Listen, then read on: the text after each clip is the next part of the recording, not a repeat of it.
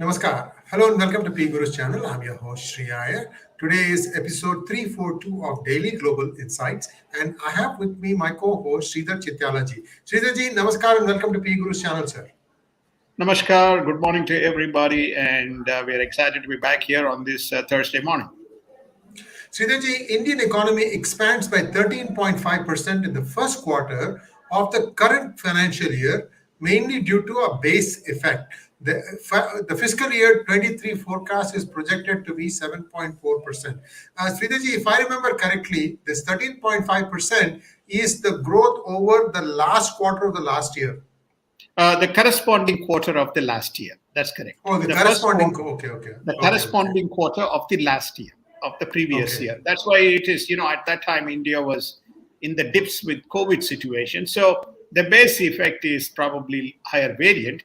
Having said that, Indian economy, overall, India is managing the situation, be it energy, be it food grains, be it economy, be it COVID that just we were talking about. I think it has managed. It's probably one of the few stellar nations, performing quite well in the middle of chaos around the world. So I think my belief is that they probably will get closer to 8% on the back of some export opportunities that is coming up, especially in the food and merchandising and even manufacturing, given the supply and logistics issues around the world. And very interesting developments in Solomon Islands. Solomon Islands have actually barred American naval vessels from coming into its ports. This is being reported from Canberra in Australia. One wonders if Australia also will have the same problem. We all know that Solomon Island is completely indebted to China. Sridharji, is this the new muscular diplomacy of China? It is the as usual diplomacy of China. We covered Solomon Islands, if you remember, in the DGI episodes. Yeah. Talked about potential incursion into Pacific and Australia's concerns.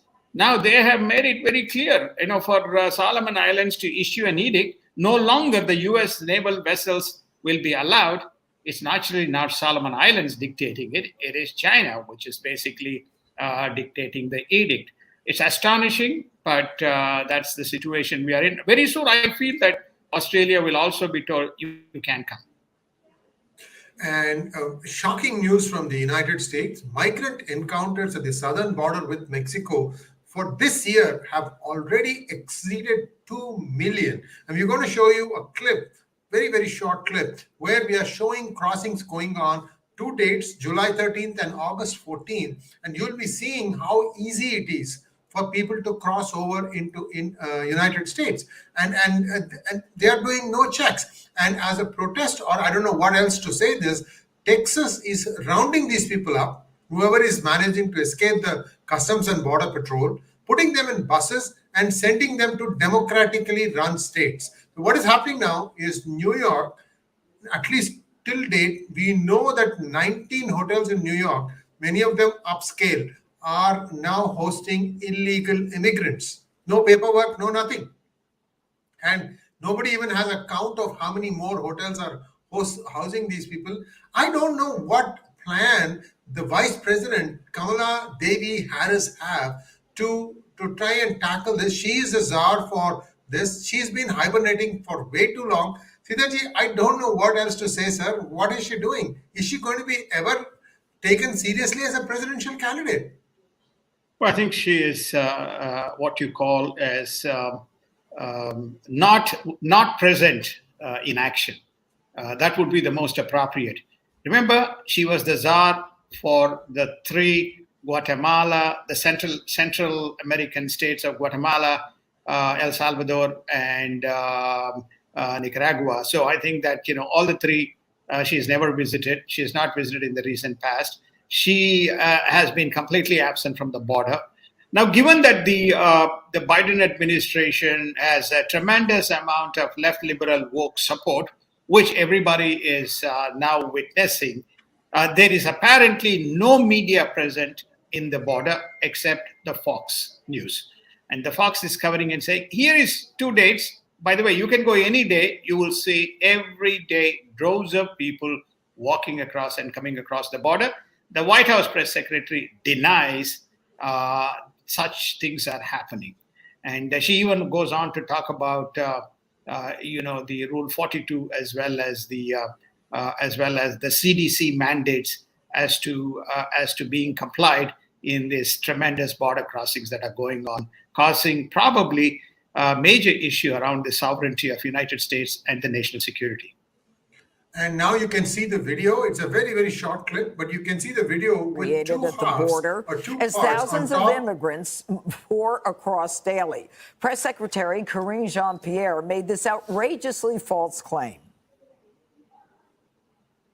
So this is what is, you've seen that there are people crossing over. We snapped it off because the White House is giving a 180-degree opposite view of what is happening. Totally false, totally bogus.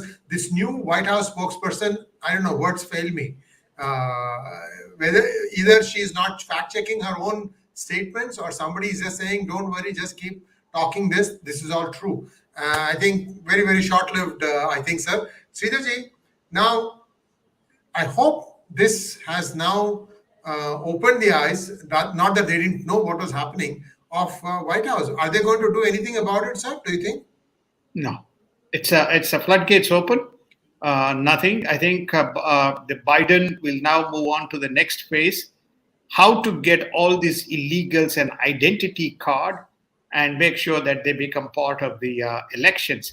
Remember that there is already close to about 11.2 to 12 million illegal aliens living in United States, and they're working on how to kind of legitimize these people.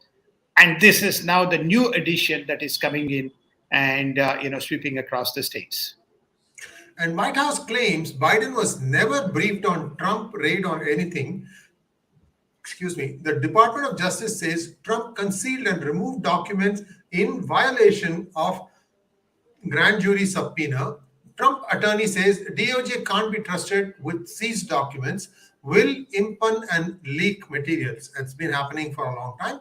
And AG now bans its employees from talking to Congress amid a flood of whistleblower complaints. This is from within the DOJ, I take it. Today is the day of hearing for appointment of an independent master by the court. And I think the indications are that such an independent master would be appointed. That might give Trump a chance at justice if there is no impropriety involved. Sridharji, you've been following this much more closely than I have. What are the Democrats up to, sir? This is not a Biden government. This is a Democrat government. Well, I think it's like two parallel tracks. They are unlikely to meet. Trump has his views and Trump has his position, and Biden administration is very clear. I think they're moving towards a fact to say that this person is a national security risk, and they will try to indict him in Washington, D.C. with a friendly ecosystem of justices. And I think that's the track we are moving to. But Trump will always pull a surprise. So let's wait for the surprise as to what he's going to come up with, which may force the Biden administration to retract. So I think what you're witnessing is a ding-dong battle between the two sides. And, it's astonishing what you are seeing getting played out in the media. Now, the other shoe drops. Russia has shut off the gas pipeline on Nord Stream 1, citing maintenance work. It's not known when they are going to turn it back on. And Ukraine is now stepping up its offensive in the south in this never-ending war. Sridharji, your last thoughts before we wrap up today's program, sir. Well, I think Russia is practicing and using its tools to say, okay, 3 days Gazprom is on maintenance, or 4 days, so we shut off gas. So the next time they may say it'll be shut off for a week. So they're subtly exerting pressure on the Europeans, either comply or face the consequences. As far as this war is concerned, it's very interesting that the southern region of Kharkov, apparently Ukraine has now made tremendous advances. They have cut off supplies to the Russians. So all the brouhaha about Russia walking over and using its nuclear options to deter seems to be a lot of rhetoric rather than the reality. And what's this? What, we are in the 7th month of the war, and no end in sight. And as we wrap up the program, the other news is that nuclear plant is likely to be shut down, fearing radiation consequences. That's sad, sir. Part of Ukraine is going to go dark. And one thing, when the Russians pulled the plug on their internet, Elon Musk came to their rescue. I don't know how this is going to play out. And again, fall is coming in and then winter. It's going to be tough times. But it's going to be tough times for Russia also, in my opinion. Sitaji, thank you very much, sir. Viewers, please like, share, and subscribe to our program. Don't forget to click on the bell button for notifications. And if you liked our research, please consider donating using the super thanks button. Thank you very much, sir, and we'll see you tomorrow. Thank you, namaskar, and have a good day, and we'll see you tomorrow. Namaskar, sir.